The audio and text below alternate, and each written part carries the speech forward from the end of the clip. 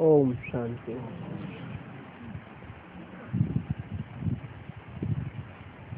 आज का रात्रि क्लास है 18 मार्च 1968। जैसे बाप में झाड़ और चक्र का ज्ञान है,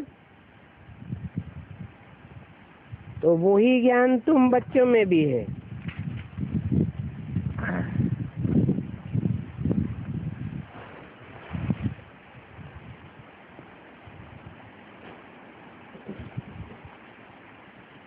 बाप है सारी सृष्टि रूपी वृक्ष का बीज, समूची मनुष्य सृष्टि का बीज। बीज में सारा झाड़ समाया हुआ है।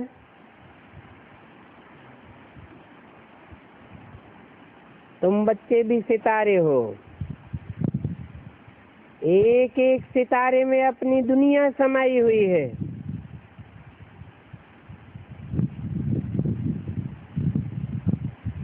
तो तुम भी बीज हो अपनी दुनिया के। उस दुनिया का ज्ञान भी तुम बच्चों में है। बाप है समूची मनुष्य सृष्टि का बीज, और वो भी सुदर्शन चक्रधारी है। तुम्हारी आत्मा भी सुदर्शन चक्रधारी है। जैसे ये देहधारी है, वैसे तुम भी देहधारी हो।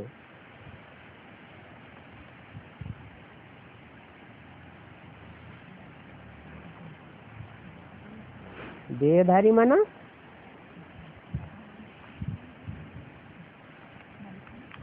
जिसकी बुद्धि देह में धरी रहने की अभ्यासी हो जाए।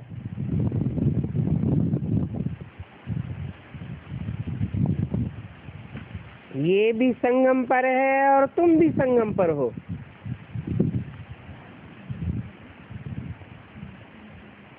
जैसे ब्रह्मा बाप ज्ञान का सागर है, वैसे तुम भी हो। सृष्टि का चक्र तुम्हारी बुद्धि में फिरता रहता है।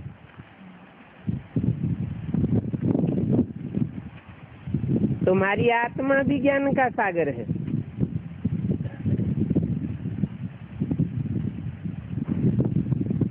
झाड़ को तो जानते हो, आत्मा सतो प्रधान थी।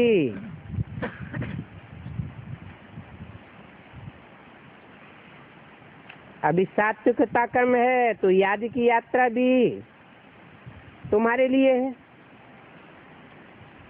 याद की यात्रा से तुम अपनी सात्विकता को पूरा करते हो।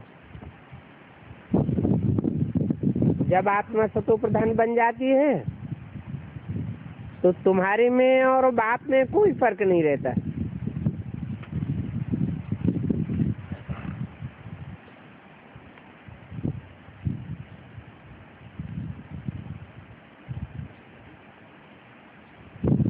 बाप टीचर है, तुम भी टीचर हो। नॉलेज तो सभी है ना, सिर्फ दैवी गुण चाहिए।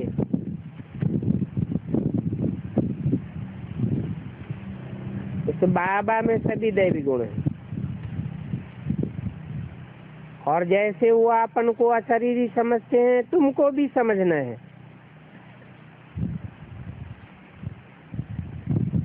बच्चों को ये निश्चय है हम अशरीरी हैं।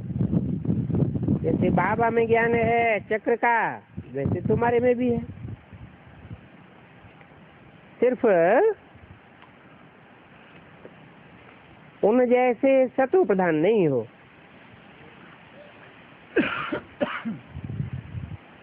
बैटरी पूरी चार्ज नहीं हुई है।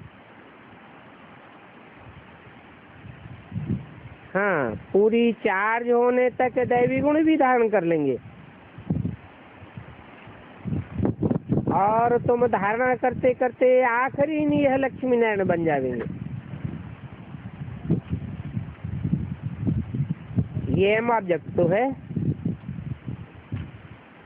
पढ़ाने वाला भी कहते हैं मैं तुमको राजाओं का भी राजा बनाता हूँ।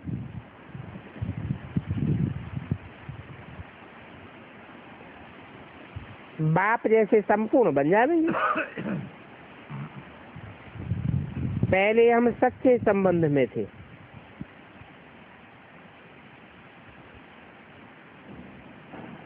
अभी झूठे संबंध में आए गिरे। सच्चा संबंध क्या और झूठा संबंध क्या?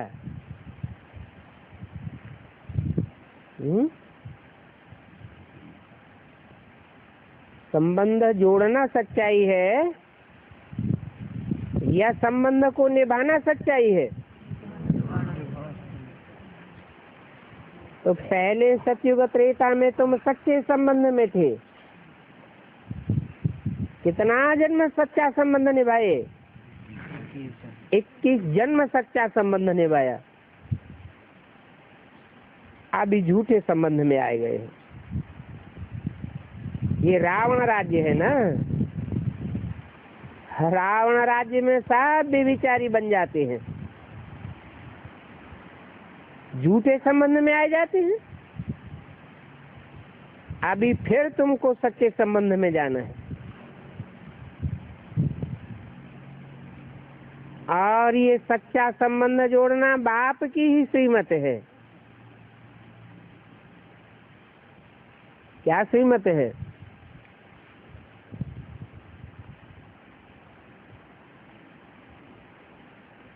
कि तुम्हारा संबंध एक के साथ होना चाहिए और अविनाशी होना चाहिए। रावण की है झूठी मत।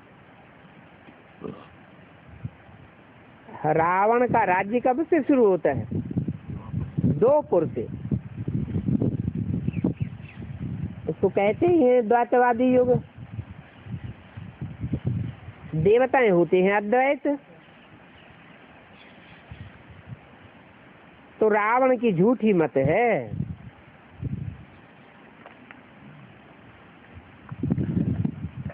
रावण के सर पर गधे का सिर दिखाते हैं।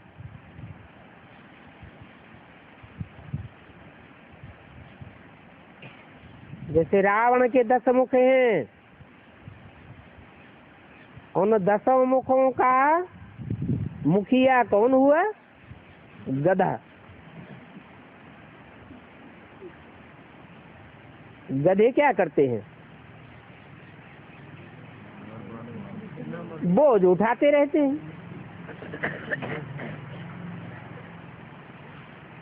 तो मनुष्यों पर विकर्मों का बोझ है।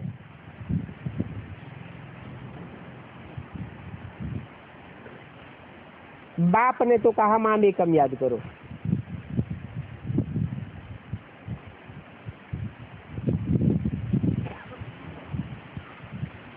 परंतु द्वापर से रावण के प्रभाव में आने के कारण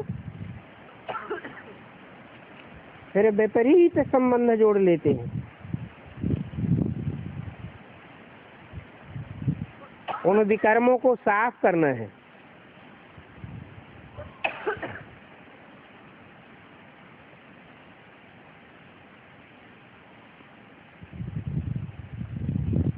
ज्ञान को कहेंगे जानकारी।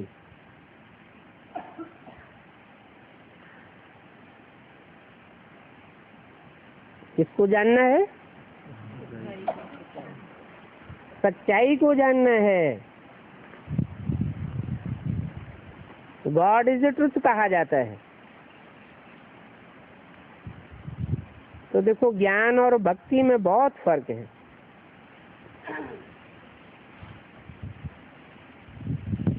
भक्ति में बुद्धि भागती रहती है, एक जगह टिकने की बात नहीं है। और ज्ञान में बुद्धि को टिकाया जाता है, एकाग्र हो जाते हैं तो बोझ उतर जाता है।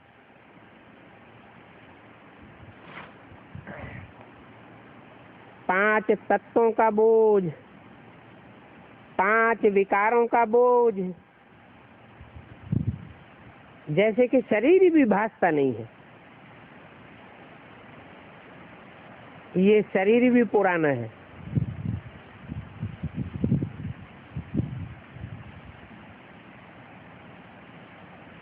धोबी होते हैं, मैला कपड़ा ले जाते हैं, साफ करके ले आते हैं।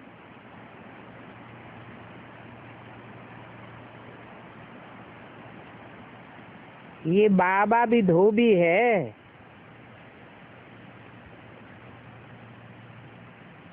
सुनार भी है। कहते हैं तुम्हारी आत्मा को साफ करता हूँ।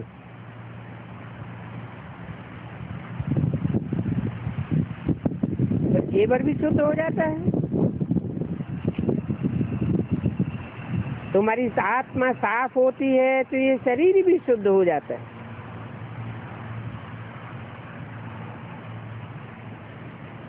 पांच तत्वों की भी सफाई हो जाती है।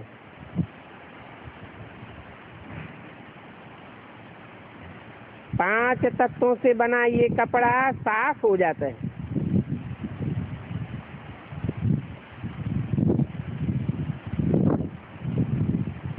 तो कपड़े के अनेक नाम हैं। नवैया कहो, कपड़ा कहो,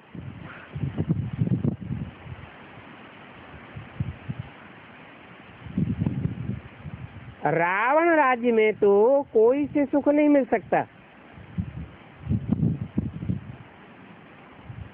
कोई आत्मा भी सुखदायी नहीं है। इन पांच तत्वों का बना कपड़ा भी सुखदायी नहीं है।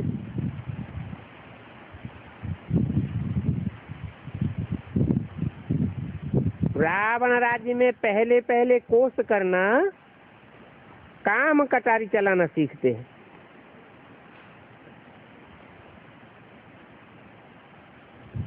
इस साधु लोग भी कब कहते हैं ये छोड़ते जाओ। अभी तुम बच्चों की बुद्धि में तो राम राज्य और रावण राज्य है।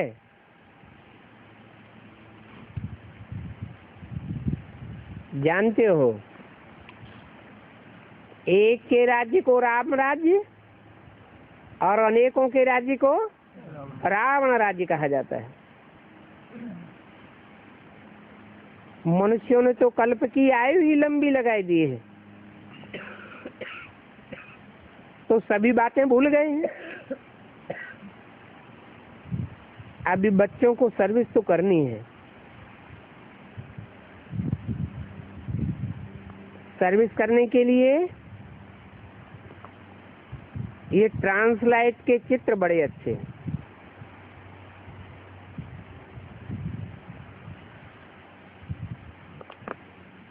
कौन से चित्र है? जड़ चित्र या चैतन्य चित्र? जब ये चित्र ट्रांसलाइट के होंगे तो फिर बड़े बड़े आदमी भी चक्कर लगाने आवेंगे।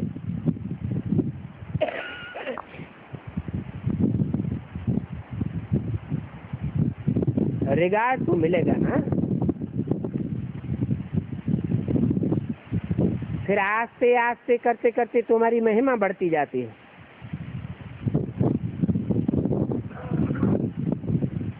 बाप तो बेहद का बादशाह है।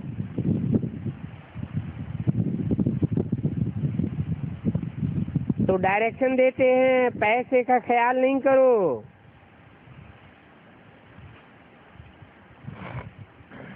क्योंकि बाप तो समर्थ है ना।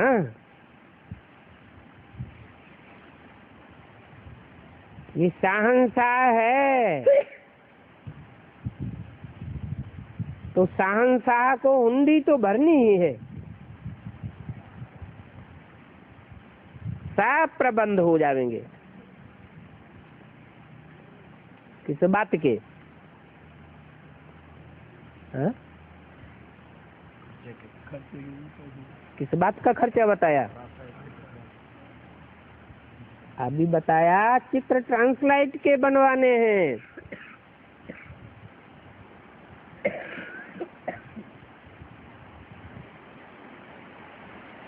बच्चा बुद्धि का उनसे चित्र बनाएंगे, जड़ चित्र बनावेंगे। तुम तो सालिम बुद्धि हो। सालिम बुद्धि बच्चों को ट्रांसलाइट का चित्र बनाने के लिए हद का जड़ धन चाहिए या बेहद का धन चाहिए? बेहद का धन चाहिए। तो बेहद का दाता बाप सांवल सा है। तुम्हारी हुंडी बहुत भरते रहेंगे।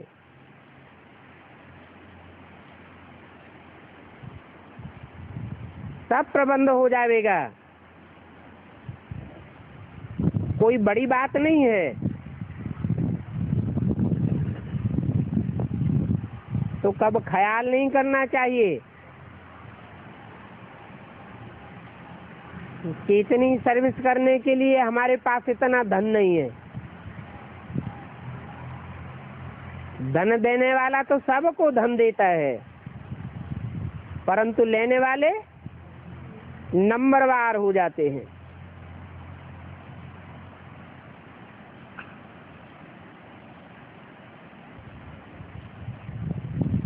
आगे चल करके सर्विस की वृद्धि होती रहेगी।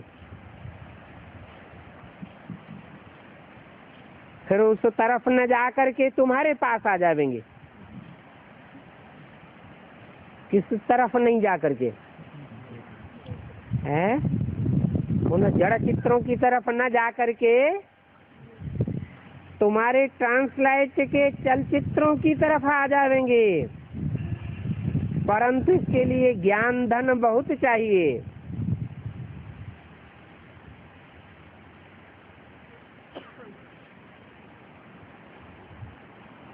समझेंगे कि इस दुनिया में तो मुक्ति कोई की हो नहीं सकती।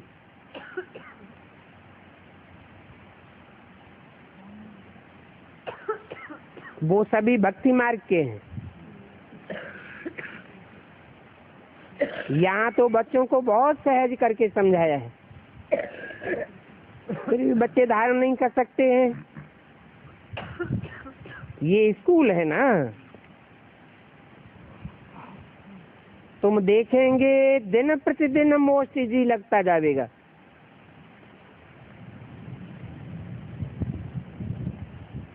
परंतु जितना योग में रहेंगे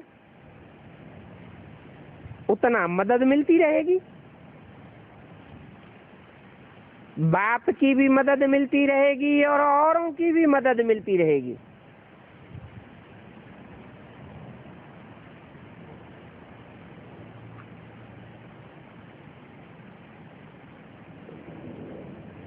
किस बात से? योग से। योगी तो खुद सहयोगी होता है, और जो खुद सहयोगी होता है उसको ढेर सारे सहयोग देने वाले निकल आवेंगे।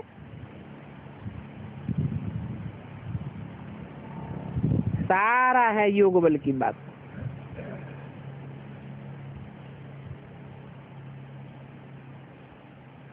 तो फिर भी याद में बैठो, ये आबू बहुत बड़ा तीर्थ बन जाएगा।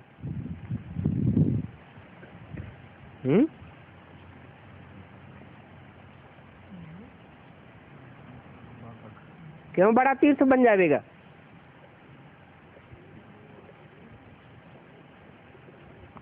क्योंकि और जो तीर्थ हैं वो तो लिमिटेड हैं। मक्का मदीना में मुसलमान ही जाएंगे,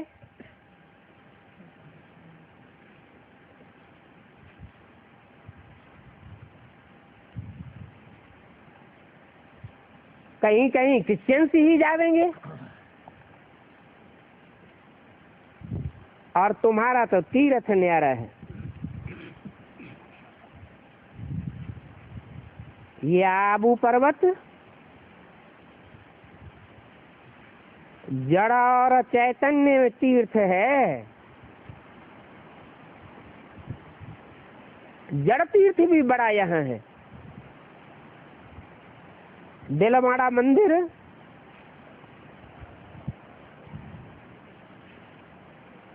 गुरु शिखर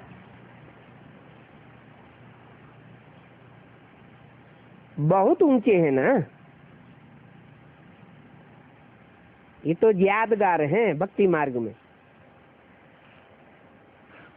परंतु चैतन्य भी यहाँ होता है।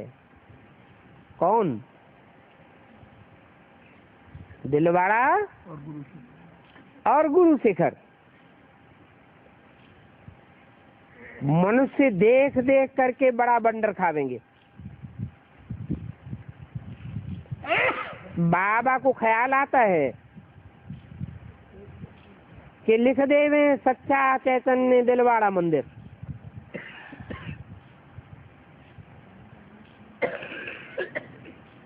वो है जड़ और ये है चैतन्य। है चैतन्य अभी ट्रांसलाइट का है। तो जब तक ट्रांसलाइट का बना नहीं है तब तक लिख भी नहीं सकते।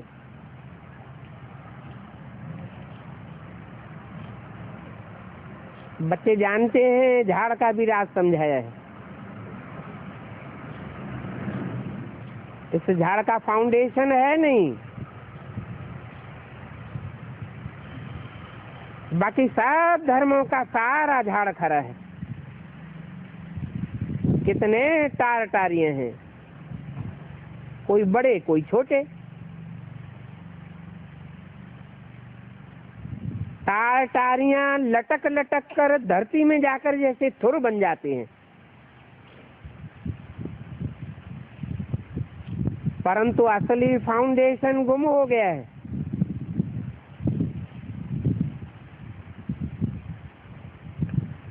जब फाउंडेशन था तो ये टार टारियां नहीं थी।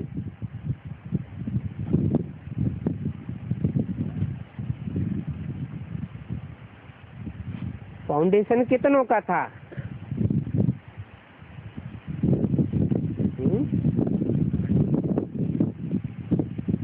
और कब था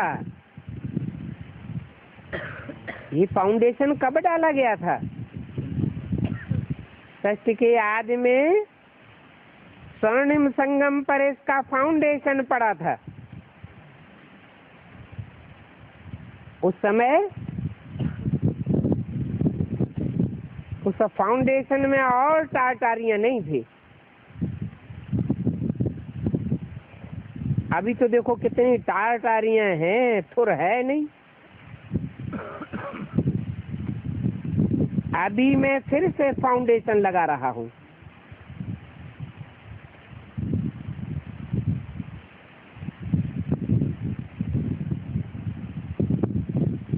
फाउंडेशन कितने के द्वारा लगता है?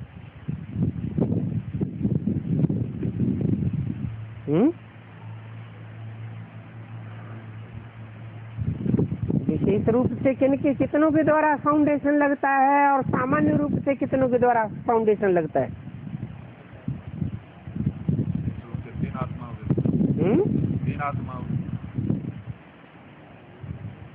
विशेष रूप से फाउंडेशन लगता है 8 का,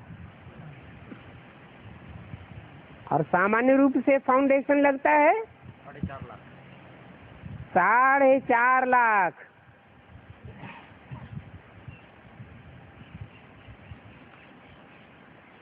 अभी फाउंडेशन लग रहा है।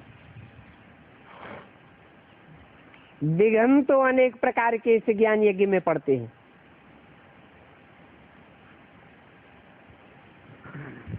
आहुति पड़ती है ना। बाप कहते हैं तुम जब तैयार हो जाएंगे तो फिर इस जंगल को आग लग जाएगी। कौन से जंगल को? जब तुम्हारा थोड़ा तैयार हो जाएगा, अभी तो फाउंडेशन पड़ रहा है, थोड़ा तैयार हो जाएगा तो अनेक टालियों वाले इस जंगल को आग लग जाएगी।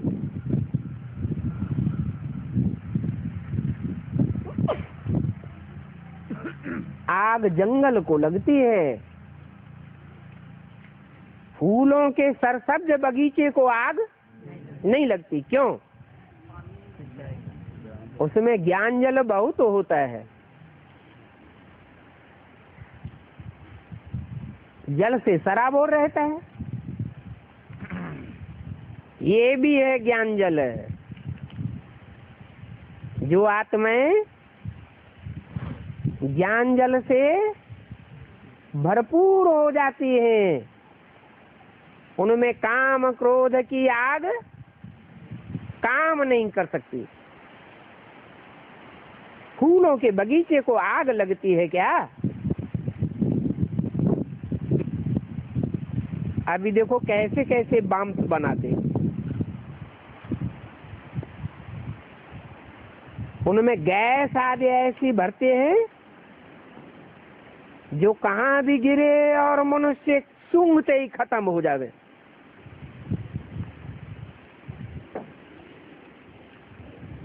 वो तो हद के बम हैं। हद की दुनिया को खलास करने के लिए बाद में फटेंगे।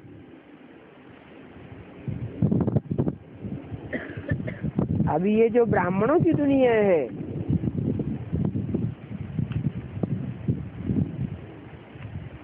ब्राह्मणों की दुनिया में हर प्रकार के ब्राह्मण हैं।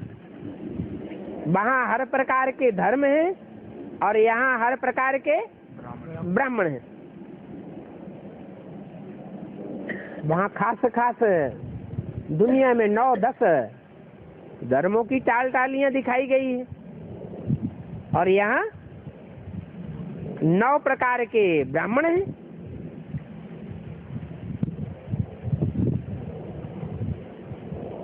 तो जिन टालियों में बहुत वृद्धि हो गई है,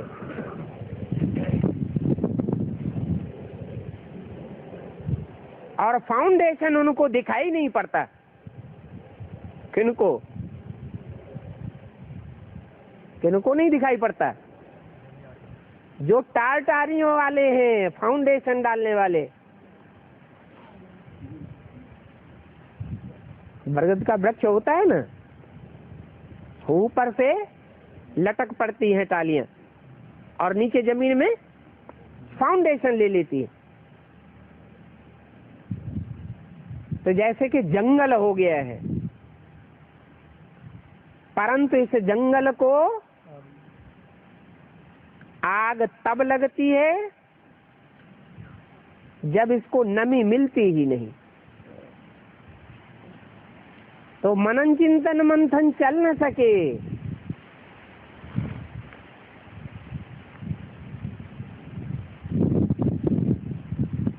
बाम्स फटते हैं। कौन से बाम्स? ब्राह्मणों की दुनिया में ग्लानि के बांस फटते हैं। ऐसी ऐसी ग्लानि करने के तौर तरीके निकालते हैं कि थोड़ा भी दिमाग में चढ़ गई बात तो फट खलास हो जाएंगे। अनिश्चय बुद्धि विनश्यन्ते।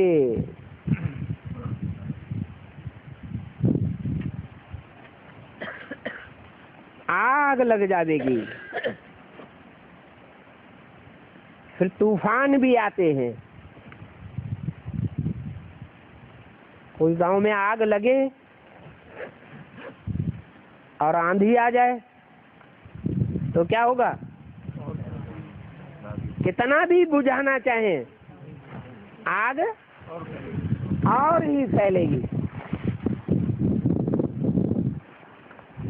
जब आग जास्ती भड़कती है और आंधी तेजी से चलती है तो कितने भी कोशिश करे उस समय कोई, लेकिन प्रयास सफल नहीं होता है।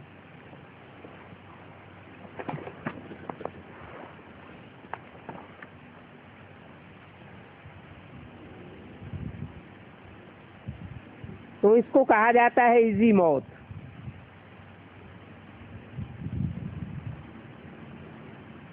हार्ट अटैक की मौत भी इजी होती है ना, दुख नहीं होता है। अभी तुम बच्चों को तो प्योर बनने का पुरुषार्थ करना है।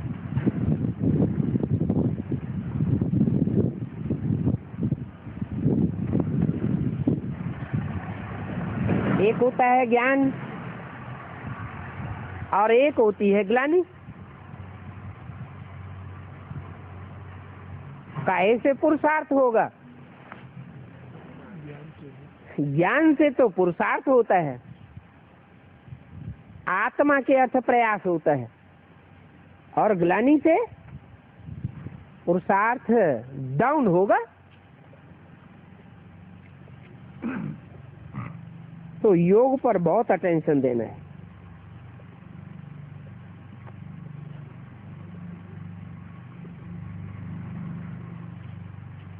क्यों?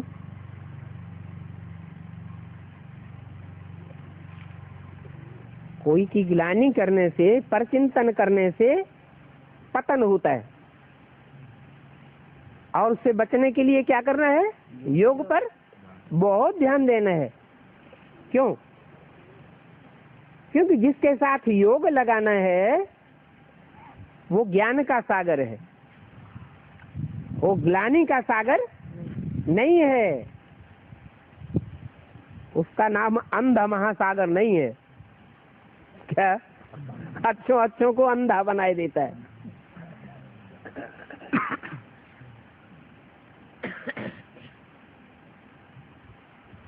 तो योग पर बहुत अटेंशन देना है। बाप कहते हैं मैं तो तुमको युक्ति बताता हूं। क्या?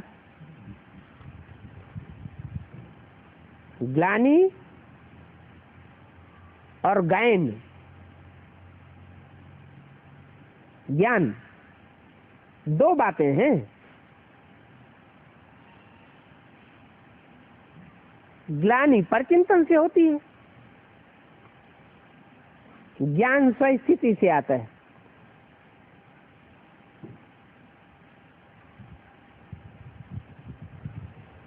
पावन बनने की युक्ति है तो सदैव समझो हम नंगे आए थे, नंगे जाना है। बाप तो बच्चों को ही बच्चे बच्चे कह करके बात करते हैं।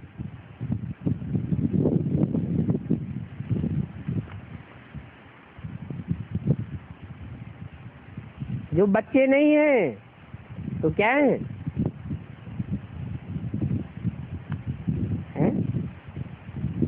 बच्चे नहीं है तो भक्त हैं।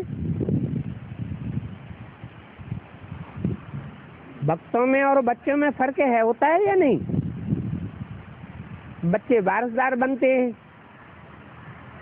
भक्त तो वारसदार नहीं बनेंगे।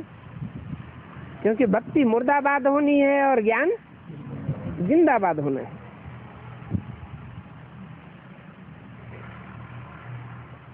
तो बाप बच्चों को पढ़ाते हैं क्या? राजयोग की पढ़ाई बच्चों को पढ़ाते हैं। जो राजयोग की पढ़ाई नहीं पढ़ते तो बच्चे नहीं है क्या? है? या तो प्रजावर्ग में चले जाते हैं या तो भक्त बन जाते हैं।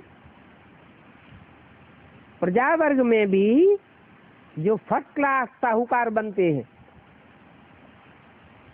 वो भी कुछ न कुछ श्रीमत धारण करते हैं। बल प्रजा बनते हैं,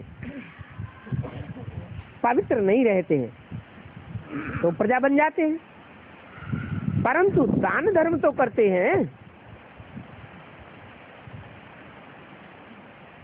तो उनको भी कुछ उजूरा मिल जाता है।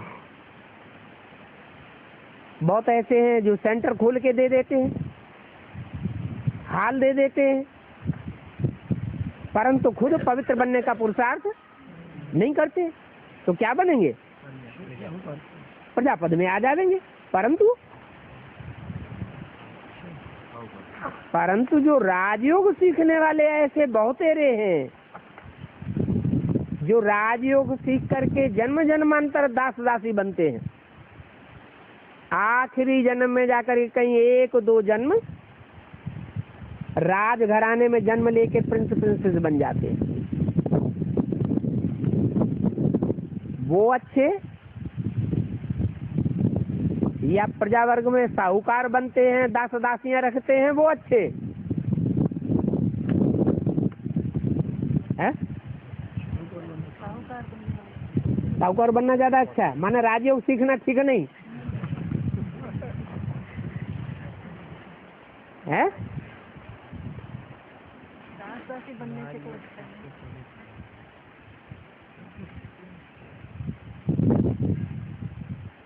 तो बाप बच्चों को बच्चे बच्चे कहकर ही बात करते हैं। वो सभी आत्माओं का बाप है क्या? देह अभिमानियों का बाप नहीं है। अच्छा, कितनी है आत्माएं? हाँ? कौन सी आत्माओं से बात करते हैं? हाँ, जो आत्मिक स्टेज धारण करते हैं वो आत्मा है, और जो आत्मिक स्टेज धारण कर ही नहीं पाते, अंत में पर चिंतन झरमुई जगमुई में फेल हो जाते हैं। देह अभिमान आ जाता है तो खंडित आत्मा कहें कि संपूर्ण आत्मा कहें? आत्मा वो जो पूरे 84 जन्म लेती है, वो ही बाप के बच्चे बनते हैं और अंत तक नई सृष्टि के फाउंडेशन में काम आते हैं, छुर भाग में आ जाते हैं। तो बाप नई प्रजा रचते हैं क्या? 83 जन्म लेने वालों की प्रजा नहीं बनाते, कितनों की बनाते हैं? जो 84 जन्म लेने वाले हैं वो नई प्रजा रचते हैं। जो पहली डायनेस्टी होगी उसकी जरूर कोई खसूसियत है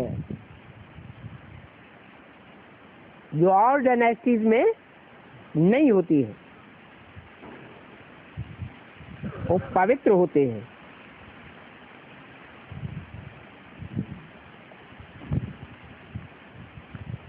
कैसे पवित्र होते हैं? जो 4.5 लाख होंगे आत्मिक स्थिति को पक्का प्राप्त करेंगे, वो किस कोटि के पवित्र होंगे? हैं? उनकी आत्मा शरीर को धारण करती है परंतु शरीर धारण करते हुए भी,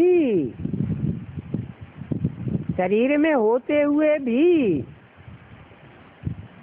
शरीर की ज्ञान इंद्रियों या कर्म इंद्रियों से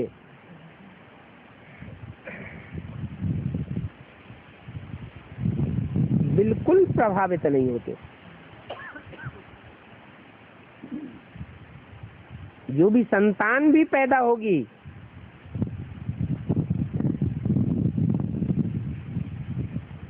तो इंद्रियों के संसरण से परे की संतान पैदा होगी या इंद्रियों के संसरण वाली संतान पैदा होगी? इंद्रियों के संसर्ग से परे वाली संतान पैदा होगी। माने देहभान का नाम निशान भी नहीं होगा। वाइब्रेशन ही उनकी आत्मा के इतने तीखे हो जाएंगे तो उनको कहेंगे कि लेश मात्र भी विकार होता है? राधा कृष्ण है, सत्युग की फर्स्ट डायनेस्टी होती है।